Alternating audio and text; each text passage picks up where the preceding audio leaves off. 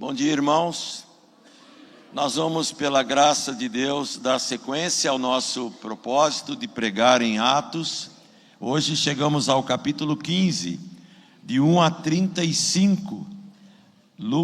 Atos, escrito por Lucas, capítulo 15, de 1 a 35. Eu vou ler apenas na abertura os primeiros 5 versos, os demais leremos na sequência da mensagem. Atos 15 agora, de 1 a 5, mas até o 35 vai a nossa meditação desta manhã. O tema da mensagem: assim caminha a igreja. E se você quiser também, a graça no banco dos réus, quando de alguma forma a igreja é atacada, bombardeada, mas nunca vencida. O que diz a palavra nesses primeiros 5 versos? Alguns indivíduos que desceram da Judéia ensinavam aos irmãos: se não vos circuncidardes, segundo o costume de Moisés, não podeis ser salvos. Tendo havido da parte de Paulo e Barnabé contenda e não pequena discussão com eles, resolveram que esses dois e alguns outros dentre eles subissem a Jerusalém aos apóstolos e presbíteros com respeito a esta questão. Enviados, pois, e até certo ponto acompanhados pela igreja, atravessaram as províncias da Fenícia, Samaria, narrando a conversão dos gentios. Causaram grande alegria a todos os irmãos. Tendo eles chegado a Jerusalém, foram bem recebidos pela igreja, pelos apóstolos, pelos presbíteros, e relataram tudo o que Deus fizera com eles. Insurgiram-se, entretanto, alguns da seita dos fariseus que haviam crido, dizendo: é necessário circuncidá-los e determinar-lhes que observem a lei de Moisés. Vamos orar? Senhor, olha por nós agora nesse texto tão forte, tão importante, que encabeça as primeiras viagens, importantes viagens missionárias de Paulo, e que determina o padrão de conduta e de vitória e de caminhada gloriosa da tua igreja. Que possamos imitar esses sábios irmãos em nossa capacidade de ponderar, debater, entender controvérsias contemporâneas à luz da tua palavra, e que não por força nem por violência, mas pelo teu Espírito, sejamos muito sábios e muito corajosos ao assumirmos posturas e posições que honrem ao Senhor, tua palavra, tua glória e o objetivo maior da tua igreja, que é promover o Evangelho, a graça de Jesus. Fica conosco, Pai, e encha-nos de um santo orgulho de pertencermos ao teu povo, em nome de Jesus. Amém. Como os montes estão ao redor de Jerusalém, assim é o Senhor ao redor do seu povo. Olha Jesus ali, dá uma olhadinha, ele não está lá? Olha ele aqui também. Ele está lá atrás, ele está acima, ele está em todo canto. Nós somos o povo dele. Nós não temos defesa própria, nós não temos determinação própria, nós não temos em nós capacidade própria, conteúdo de encarar essa batalha. E eu quero dizer o seguinte: se a igreja não fosse importante, se a igreja não fosse relevante, Satanás não se incomodaria com ela. Mas porque ela é instrumento relevante para anunciar o Evangelho de Deus na terra e viver o Evangelho de Deus na terra, o próprio Jesus prometeu que as portas do inferno não iriam estrangular, sufocar a igreja. E a igreja continua caminhando desde sempre, e ela não será bloqueada em seu caminho. Isso não significa que ela não será confrontada e desafiada, abalada interna e externamente. Nós somos a igreja do Senhor, e na caminhada nossa sempre vai ter alguma placa, alguma sinalização dizendo: cuidado, perigo, buraco na frente, desvio. Nós teremos sempre uma árvore derrubada pelo inimigo, impedindo a velocidade, a constância do nosso caminho. E eu quero que vocês entendam esse capítulo, principalmente a controvérsia surgida nele e a habilidade espiritual, a sabedoria de Paulo e Barnabé e de Tiago, que chegaram e deram a toda aquela controvérsia um conselho sábio, não dogmático, porém sensato, que revela como crentes de qualquer época lidam com as situações pertinentes do seu momento contemporâneo. O que eles fizeram na reforma, o que os puritanos viveram naquele tempo, maravilhoso, glorioso, grandioso.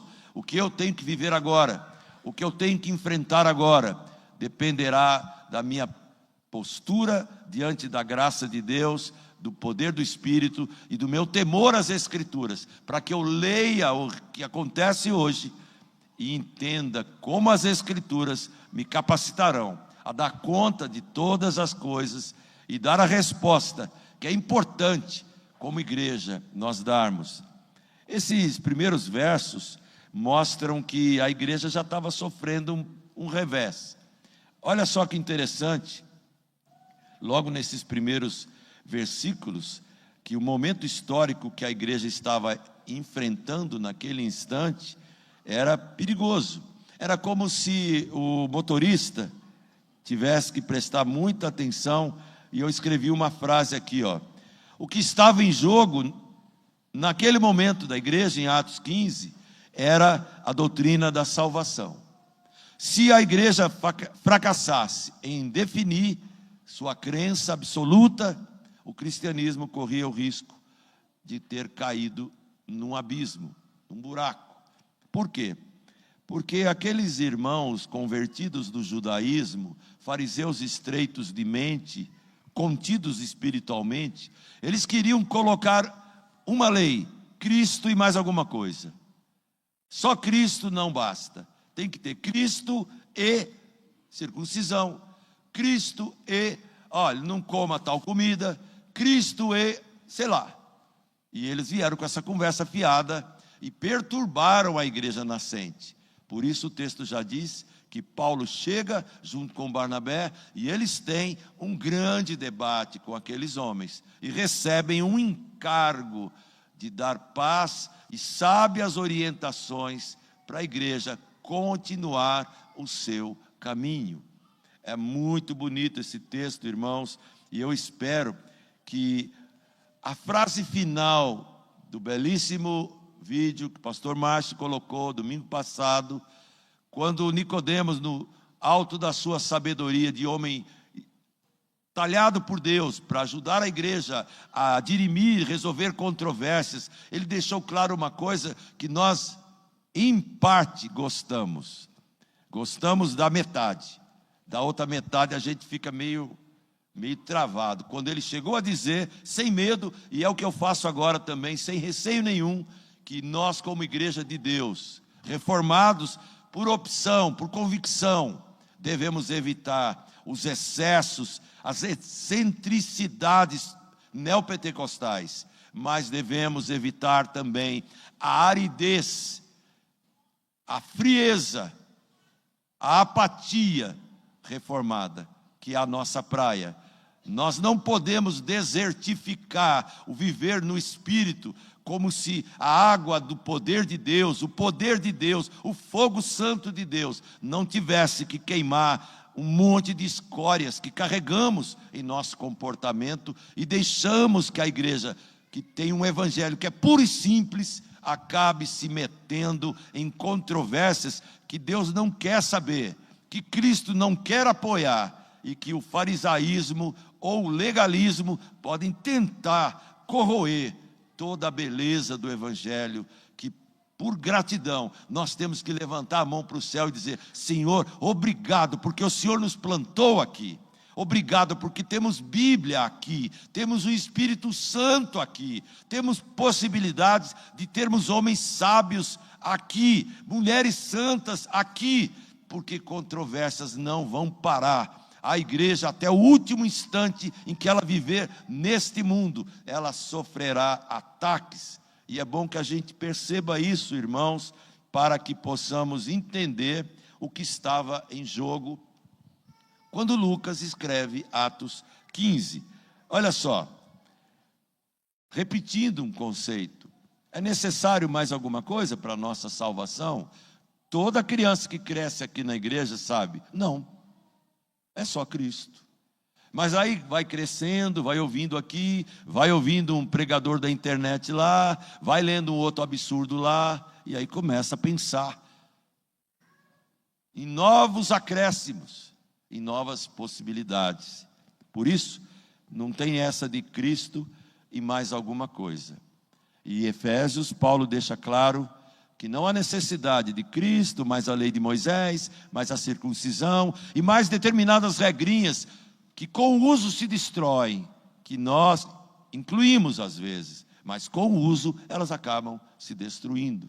Por isso eu quero que juntamente com vocês, pela misericórdia de Deus, sejamos capazes de enfrentar tudo o que vier em nossa realidade contemporânea e enfrentar biblicamente, cheios do Espírito Santo, para que tenhamos um orgulho santo mesmo. Eu sou da igreja do Senhor, ela é militante ainda, a triunfante é intocável, a igreja militante, ela sofre, mas ela caminha, o inferno quer destruí-la, quer engoli-la, mas Jesus garantiu: eu estou do lado, eu estou na frente, eu estou ao redor, eu estou atrás, eu estou embaixo, pode seguir em frente, sem ter medo de controvérsias ou lutas, mas creiam, Satanás é astuto, e ele quer, e sempre vai querer, desviar a gente da pureza e da simplicidade que nós devemos a Cristo. No preparo da mensagem eu me lembrei de um diálogo hipotético que poderia ter acontecido entre Jesus e um judeu comum, logo que Jesus em Atos 1:8 disse: ó, vocês receberão poder e vocês serão minhas testemunhas, tanto aqui em Jerusalém, como na Judéia, como em Samaria e até os confins da terra. O provável diálogo seria mais ou menos assim: Jesus olha para os judeus, e um em particular, e ele diz assim: vocês vão receber poder do Espírito Santo, e ele vai descer sobre vocês, e vocês serão minhas testemunhas, em toda parte, em Jerusalém. Aí o primeiro judeu diz: ó, ótimo senhor, bora para cima, ótimo, valeu, em Jerusalém, vamos para cima. Aí Jesus fala, a segunda parte: em toda a Judéia. Boa ideia, senhor, tenho família lá, tenho parente na Judéia, bora, vamos embora. Aí Jesus vai um pouco além e diz: em Samaria. Aí o judeu começa: Samaria, senhor? Como é que a gente vai viver e pregar para aqueles mestiços? Não dá não. Aí Jesus diz: em todos os lugares mais distantes da terra. Senhor, para os gentios? Aí não, forçou demais, não dá para nós. Perceberam? Samaria, não. Gente muito distante, diferente da gente, não. Gente tatuada, gente de piercing, gente de cabelo colorido, não. Eu já quero pregar para alguns que estejam quase prontinhos. E aí Paulo estaria fora dessa, com certeza. Eu também estaria. Nem todo mundo vai lembrar, né? Mas por ter ficado tanto tempo fora da igreja, uns 5 anos, quando eu voltei só para trazer minha mãe, eu parei o carro ali na porta. A árvore acho que ainda é a mesma ainda. Parei o Fusquinha 61. Tenho saudade dele, eu pensei que ele ia para o céu comigo, mas não vai mais. Aí eu estava ali, eu resolvi entrar. Demorou, o culto terminava meia-noite, meia-noite e pouco. Quando eu estou entrando, cabeludo, mais do que o Paulo, meu cabelo, barbona, diferente da cor, mas era assim, calça toda esquisita, camiseta que eu mesmo pintava, até que alguém, que hoje é minha mulher, chegou a dizer, na frente, eu não sabia, aberração da natureza. Aí passou, foi embora. Deus é tão bom que Ele dá umas voltas e traz ela para perto, né? Mas tudo bem. Olha só, o que eu quero dizer com isso, ninguém olharia para mim, ninguém olharia para você também, se não fosse a graça de Deus. E a judeusada do tempo de Jesus queria Cristo e mais alguma coisa, para adequar ao legalismo judaico, vamos incluir obediência à lei de Moisés, vamos incluir também circuncisão e outras práticas, para a gente ficar mais confortável aqui. Igreja é um lugar do conforto que vem do céu, mas para pegar os angustiados e perturbados e lapidá-los não ao nosso bel prazer, mas lapidá-los pela graça, pela palavra. E cada um aqui vai ser o que tem que ser conforme o projeto de Deus, sem acréscimos de quaisquer coisas. Por isso eu quero que vocês, junto comigo, pela misericórdia de Deus, entendamos esse belíssimo texto com algumas lições, pelo menos 5 lições importantes com esse tema. Assim caminha a igreja. Com o título eu quero dizer que a igreja caminha, e ela vai caminhar sempre, ela não será impedida. A igreja sou eu, a igreja é você, a igreja somos nós, tanto aqui como no Nordeste, como em qualquer lugar. A igreja estabelecida por Deus, fiel, independente da sua denominação, na fidelidade, um dia prestará contas ao Senhor, mas a igreja que nós amamos e devemos lutar por ela é essa. O nome dela é presbiteriano, o seu tipo de doutrina é reformado, sempre se reformando, nunca parada, nunca guardadinha, totalmente protegida, mas sai e vai, campo missionário, além daquelas portas, e convivência aqui dentro, de tal maneira, cheios do Espírito, que sejamos fortes, irmãos unidos, para que mexeu com um, mexeu com todo mundo, mas que nós sejamos os mais humildes e zelosos servos, para, como Paulo e Barnabé, cuidarmos da igreja, e quando houver ataques a ela, no sentido daquilo que a Bíblia condena, sejamos os primeiros a botar o peito, para que, se a flechada cair em nós, Deus vai nos ajudar a evitar e a vencer todas as setas inflamadas do maligno. Assim caminha a igreja, em primeiro lugar, com seus problemas. Versos 1 a 5, a igreja caminha com seus problemas. E quais eram os problemas daquela igreja? Versos 1 a 5, a gente percebe: são necessários que vocês mantenham os costumes de Moisés. E o mais importante dele, ou deles, é que vocês se circuncidem. Senão, vocês não podem ser salvos. Verso 1, olha aí, irmãos, que absurdo, que aberração, mas isso era pregado, isso era ensinado, isso era batido na tecla por pessoas que já tinham sido batizadas, oriundas do judaísmo, e agora queriam impor à igreja de Cristo padrões que o próprio Cristo de cerimonialismo já era, serviu de aio, serviu de jeito para nos conduzir à lei, serviu, os princípios imutáveis dela continuam, mas em Cristo não há judeu, não há grego, não há bárbaro, não há cita, Ele é tudo em todos, só Ele, acabou. Em todo lugar está ordenado uma coisa só: importa que sejamos salvos pela fé em Cristo, acabou, não tem anexos, não tem subterfúgio, não tem nada mais, é só Ele. Por isso a igreja caminha com seus problemas, difíceis de lidar. Como é que isso foi chegar lá? Paulo e Barnabé discutiram com essa turma, e foi uma contenda braba, não foi fácil. E eles resolveram então que esses dois irmãos iriam ajudar a levar soluções e boas propostas, saídas, ponderações para toda a igreja, porque não era só a de Antioquia que estava sofrendo. Os caras envenenaram a igreja inteira, e nossa igreja não é imune de receber esses ataques. A igreja nacional tem muitas diferenças entre si, cremos num Deus verdadeiro, no mesmo Espírito, uma só fé, um só batismo, mas algumas práticas divergem de uma igreja para outra. Se isso afetar a unidade, o inimigo está ganhando da gente. E não pode. O texto aqui, então, mostra que apóstolos, presbíteros e todos os irmãos que amavam a igreja subissem de Jerusalém a Jerusalém e trouxessem uma carta para ajudar todas as igrejas a continuarem a caminhada, porém resolvendo os seus problemas, com bom senso, com muita sabedoria. Olha só que interessante, quando eles chegaram a Jerusalém, verso 4, eles já estavam contando as belezas do Evangelho, conversão de gentios, grande alegria em todos os irmãos, por aquilo que era importante. Daí vai uma frase que eu agradeço ao nosso irmão George, que descobriu o autor. Eu mencionei na sexta-feira, mas eu não lembrava o nome do autor. Conforme o pesquisador do nosso grupo, que são dois, é o George e o Heitor. O Heitor, quando levanta o dedinho, a gente já sabe que ele vai falar alguma coisa. Ele fala, né? Então, a resposta é, a frase, na verdade, em todas as coisas que não são essenciais, liberdade.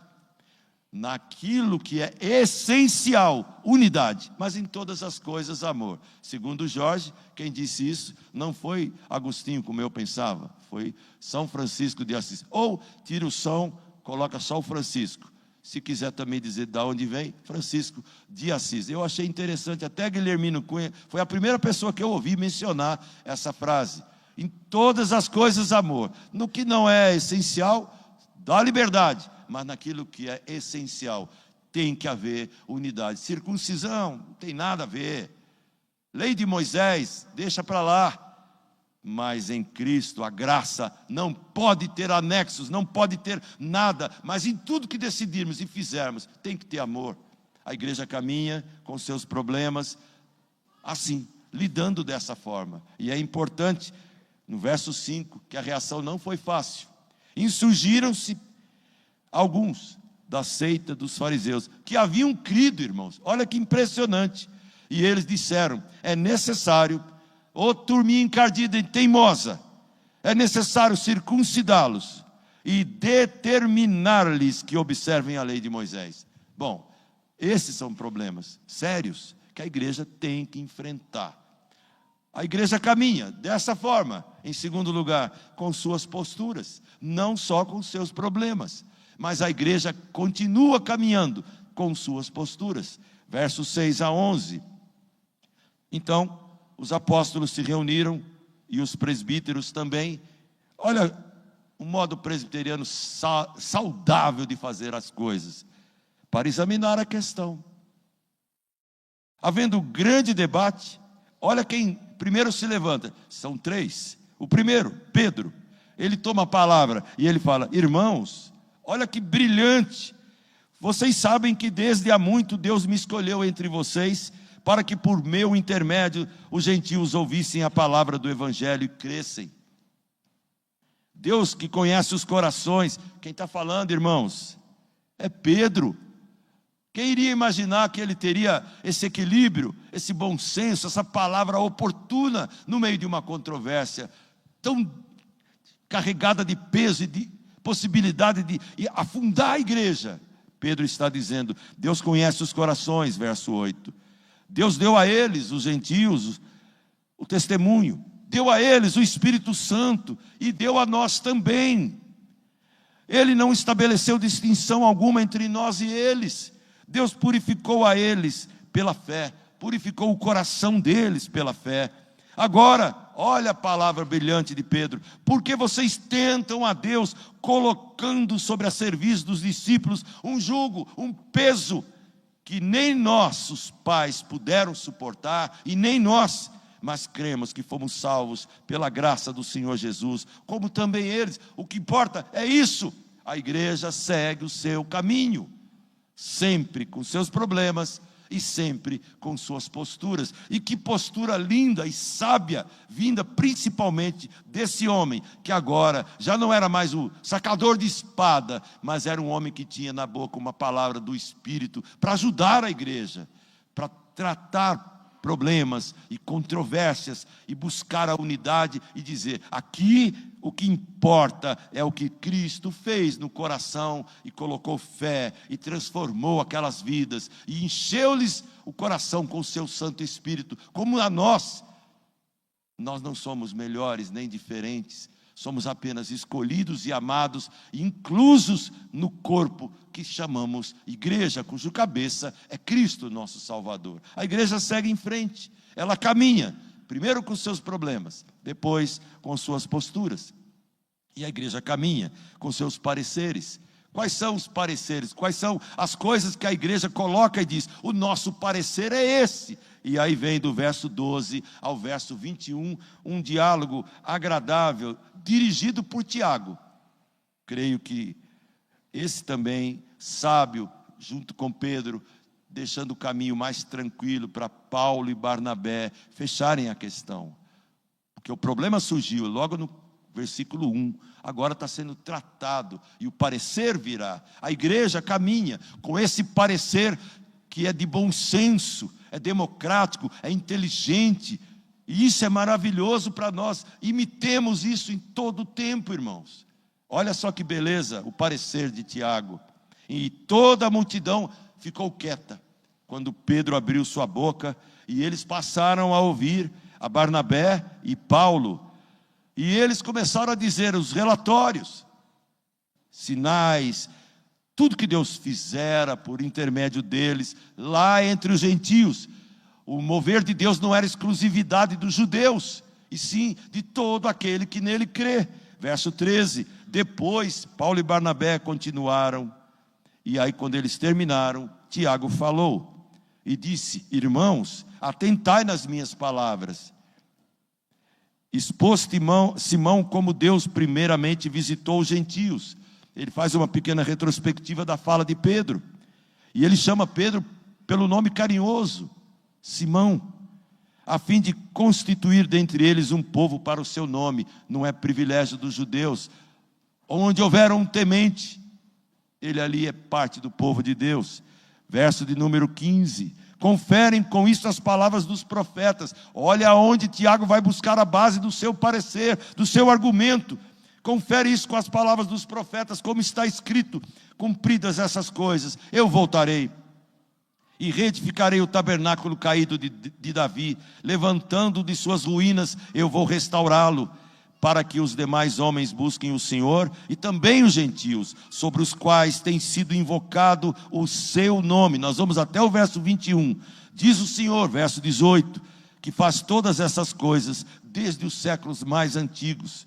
Pelo que, agora vem o parecer, eu julgo, não devemos perturbar aqueles que, dentre os gentios, se convertem a Deus. Perturbar com imposições: façam isso, não façam aquilo, comam aquilo outro, não vistam tal roupa, e não usem isso, não usem aquilo outro. São regulamentos humanos que com o uso se destroem. Olha o que Tiago vai dizer: eles se converteram a Deus. Verso 20, mas vamos escrever para eles que se abstenham das contaminações dos ídolos, deixem a idolatria de qualquer espécie de lado, também se abstenham das relações sexuais ilícitas, sejam fiéis no leito conjugal, também se abstenham da carne de animais sufocados e do sangue. Isso aqui já não é doutrina, isso aqui vai ser tratado como sugestão, e eles vão dizer lá no final: se vocês fizerem isso, façam bem. Não estão dizendo, impondo relações sexuais ilícitas, é norma bíblica, o resto é cerimonialismo judaico. Mesmo assim, Tiago está dizendo: olha, vamos contemporizar, vamos flexibilizar, aquilo que não for tão radical, deixa, que o camarada come legume, deixa comer legume, o outro gosta de um churrasquinho, deixa ele comer o churrasquinho dele, qual é o problema? Um gosta de beber um pouco de vinho, qual é o problema? Não se embriagando, deixa. Agora, não chama o irmão que só come legume para comer churrasco, não faz isso, por favor. Se eu como churrasco, eu como legume, pode me chamar para os dois lados, eu como, não tem problema. Não é uma questão. E se quiser oferecer um vinho ou um café gostoso, como o pastor Ricardo oferece, ótimo. Pão de queijo, então, nem se fala. Agora, já imaginou chegar um bendito aqui na igreja, acabou de se converter e odeia pão de queijo? E ele comeu e engasgou. E alguém da família morreu porque ficou entalado com queijo. O pão de queijo. O queijinho, a mussarela, engasgou, entalou na goela dele lá e ele morreu. Aí ele vai odiar pão de queijo. Quando ele chegar aqui vai ter controvérsia com o nosso irmão. Ah, irmão, será que o conselho vai ter que chamar? Não, tem que ter sabedoria para resolver isso. Tiago, come pão de queijo. Pastor Ricardo, come pão de queijo. Irmãozinho recém-chegado, não coma pão de queijo, mas não arruma encrenca por causa disso. Esse é o parecer de Tiago. A igreja caminha, ela não pode ser impedida por questiúnculas, de jeito nenhum. E o texto continua: Moisés tem em cada cidade, desde os tempos antigos, os que o pregam nas sinagogas, onde é lido todos os sábados. Olha, irmãos, tem coisa que na época, culturalmente, ainda pesava na cabeça dos judeus convertidos. Era muito difícil abrir mão rapidamente, radicalmente. Tiago então está dizendo, deixa, isso não é essencial, deixa. E a gente tem que ter tal sabedoria para a igreja continuar caminhando com seus problemas, com suas posturas, com seus pareceres. Duas últimas ideias, com seus pactos também. A igreja continua caminhando com seus pactos, e pactos firmados por um consenso sábio de homens e mulheres consagrados, são pactos que vale a pena, vamos seguir em frente com eles. Dos versos 22 até o 29, houve um pacto, e a igreja caminha com seus pactos. Olha só, acompanha a leitura aí, que é suficientemente esclarecedora. Então, verso 22, pareceu bem aos apóstolos e aos presbíteros, com toda a igreja. Olha que beleza, irmãos. Apóstolos, presbíteros, toda a igreja, eles elegeram homens dentre eles para enviá-los, juntamente com Paulo e Barnabé, até a Antioquia, onde o problema brabo acontecia. E aí foram Judas, chamado Barsabás, e Silas, ou Silvano, homens notáveis entre os irmãos, escrevendo por mão deles, 2 pontos, os irmãos, tanto os apóstolos como os presbíteros, aos irmãos de entre os gentios em Antioquia da Síria, na Cilícia, saudações. Somos irmãos, não vamos brigar. Visto sabermos, agora vem a postura deles para firmar o pacto que unisse e não quebrasse a igreja. Pareceu-nos bem, verso 25, chegados a pleno acordo, eleger alguns homens e enviá-los a vós outros, com os nossos amados Barnabé e Paulo, homens que têm exposto a vida pelo nome de nosso Senhor. Não era brincadeira.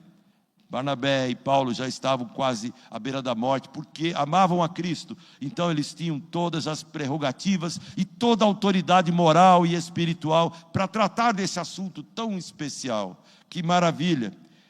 Verso 27, nós vamos até o 29, para mostrar que a igreja caminha com pactos, que ela firma junto desse processo todo.